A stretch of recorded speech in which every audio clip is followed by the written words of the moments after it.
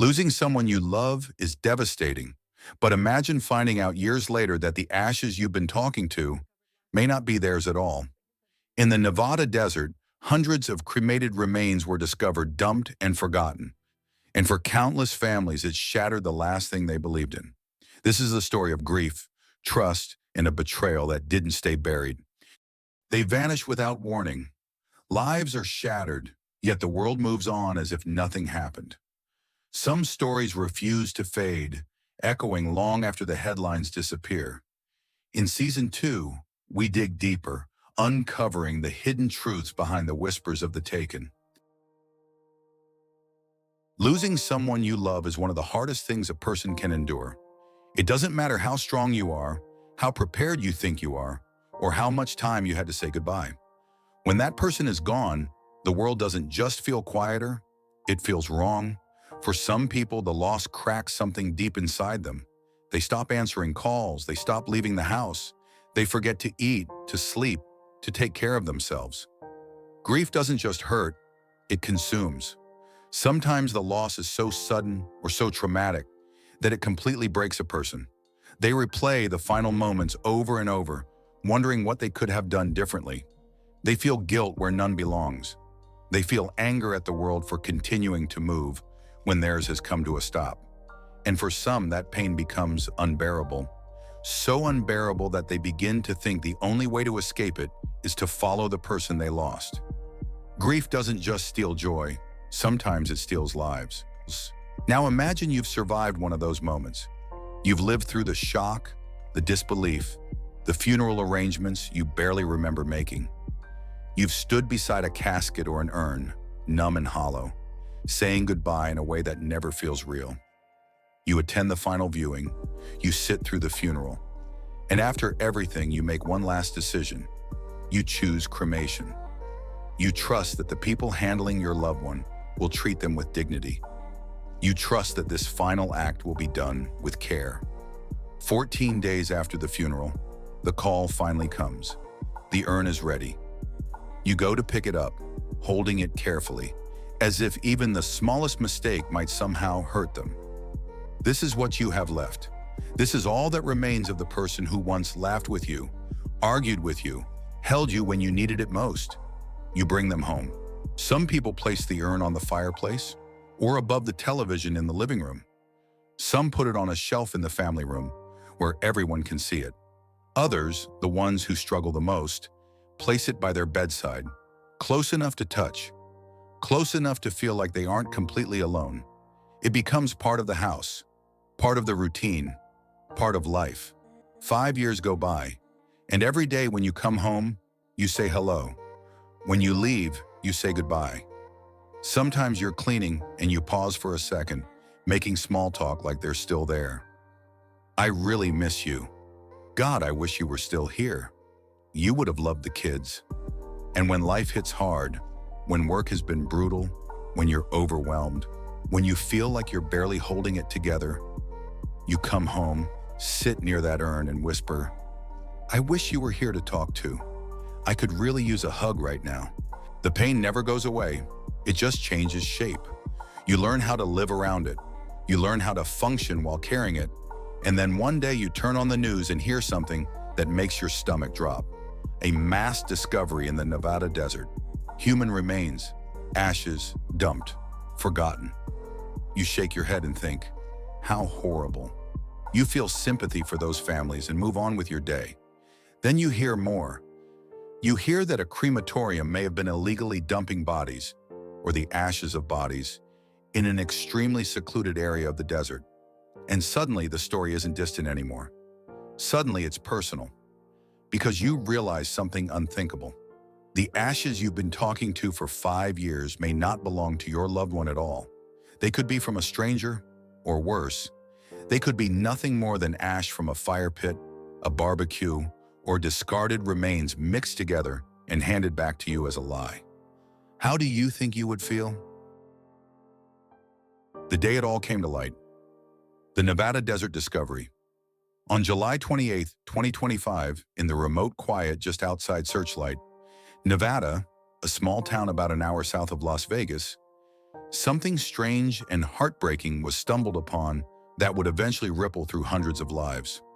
It was sometime in the midday hours, the sun hot and harsh against the scrub brush and dirt roads of the Mojave Desert, when an unnamed passerby came upon a scene no one expects to see in the middle of nowhere.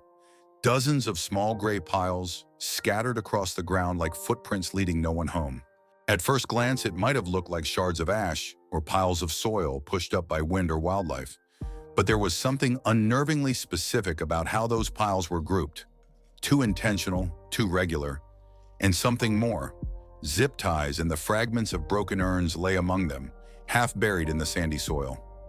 The person who found them wasn't law enforcement. It wasn't a land surveyor or a search party.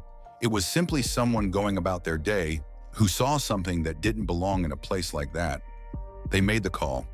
They reached out to local authorities, and that's when the slow, surreal unraveling began. By late July, local media outlets had picked up the story.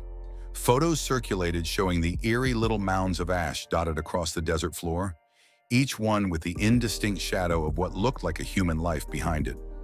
Officials confirmed that what lay there were cremated human remains, cremains, and that the Bureau of Land Management, BLM, was on the case, working with the Las Vegas Metropolitan Police Department to investigate.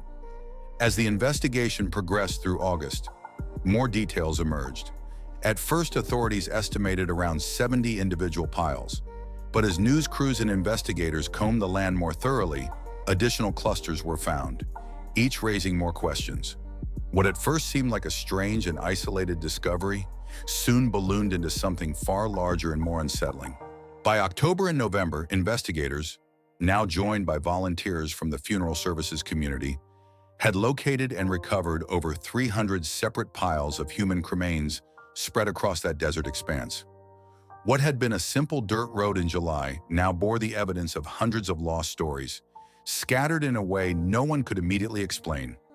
Local funeral professionals, including staff from a Las Vegas mortuary, were eventually asked to step in and help collect the remains. They transported them to a mortuary facility where the ashes could be stored and interred with dignity, should any family ever come forward to identify a loved one. Many of the piles were placed into crypts and tagged as recovered remains, separate from anything they might once have been. The discovery triggered what would become an ongoing investigation into how this could have happened. Official agencies publicly acknowledged that under Nevada law, individuals can scatter cremated remains on public land. But there's a big difference between one family honoring a loved one's wishes in a meaningful place and what appeared here. Hundreds of piles, too close together, too consistent in appearance, accompanied by signs of commercial handling.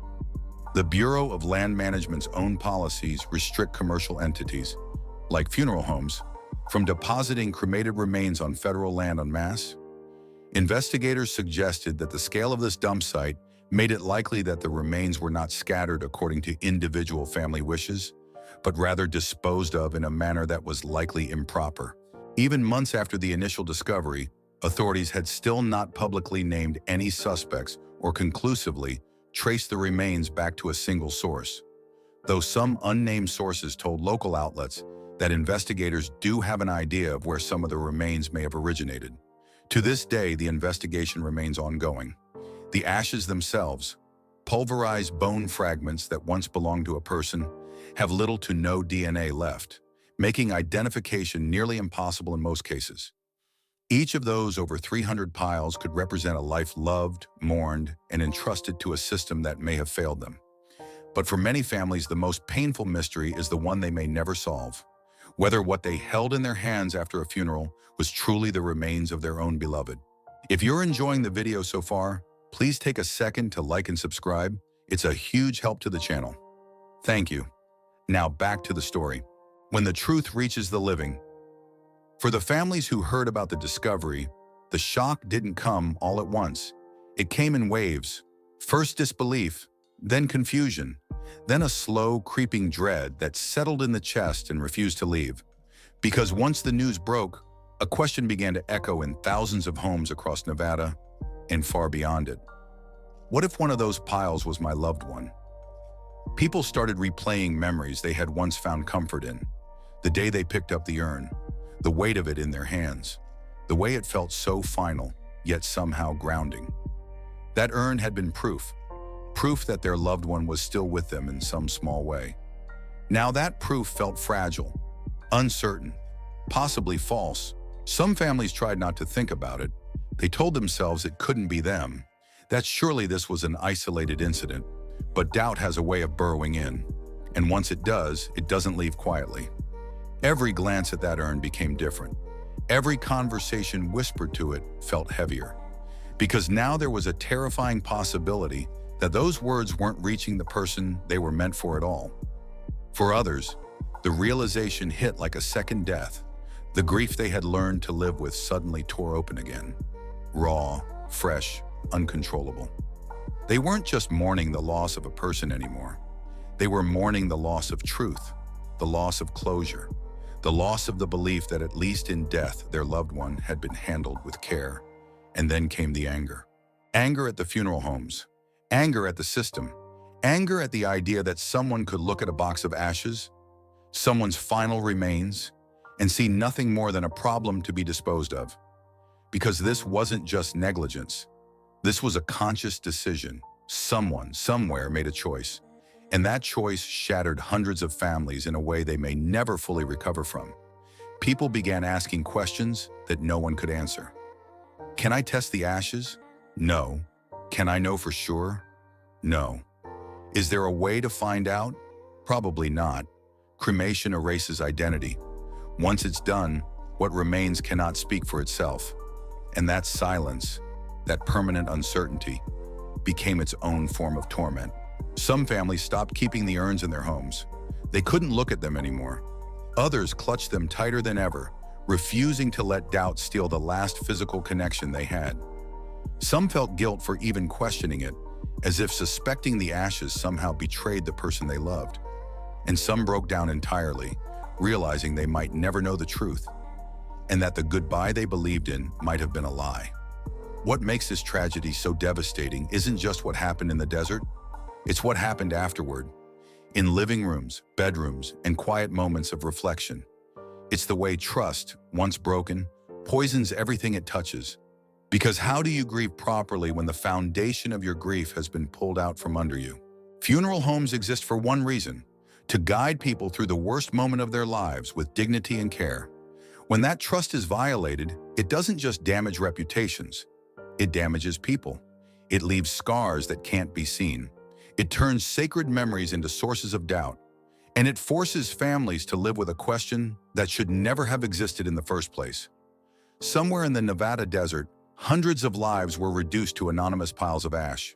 But the real damage didn't stay there. It followed the family's home. It sat quietly on mantles and shelves and bedside tables.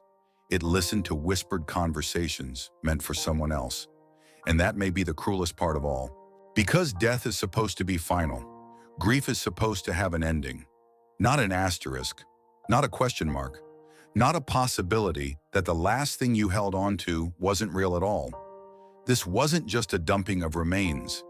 It was the dumping of trust, of dignity, and of the one promise people should never have to doubt: that their loved ones were treated with respect when they could no longer protect themselves. What was left behind? There are moments in life that change you forever. Losing someone you love is one of them, but losing the truth about how they were treated after they died, that's a different kind of wound. One that never fully heals because it was never supposed to exist in the first place. This story didn't begin in the Nevada desert. It began in living rooms, in hospital hallways, in funeral homes where families stood broken and trusted strangers to do the last right thing for someone they loved. It began with promises made quietly, paperwork signed through tears, and a belief that even in death, dignity would be honored. What was discovered in the desert wasn't just ash. It was the physical proof of something far worse, a system that may have failed the very people it was meant to protect. Hundreds of lives reduced to unmarked piles, scattered in silence, while families carried urns home believing they held something sacred. And that's the cruelty of it, because the real damage didn't stay buried in the sand. It followed people home. It sits on shelves. It rests beside beds. It listens to whispered conversations meant for someone who may not even be there. Grief already asks too much of us. It steals sleep, appetite, joy, and sometimes hope itself. But this kind of betrayal takes something even more personal, the last remaining connection to someone we loved, and poisons it with doubt. It forces families to live with a question that will likely never be answered. We may never know whose remains were left behind in that desert. We may never know how many families were affected or how many goodbyes were built on lies. But what we do know is this: trust, once broken at a moment like this, leaves scars that last longer than grief itself. Death should never be treated like waste. Ashes should never be discarded like trash. And families should never have to wonder whether the final act of love they believed in was real. Somewhere in the Nevada desert, the wind moves across the sand where those remains were found.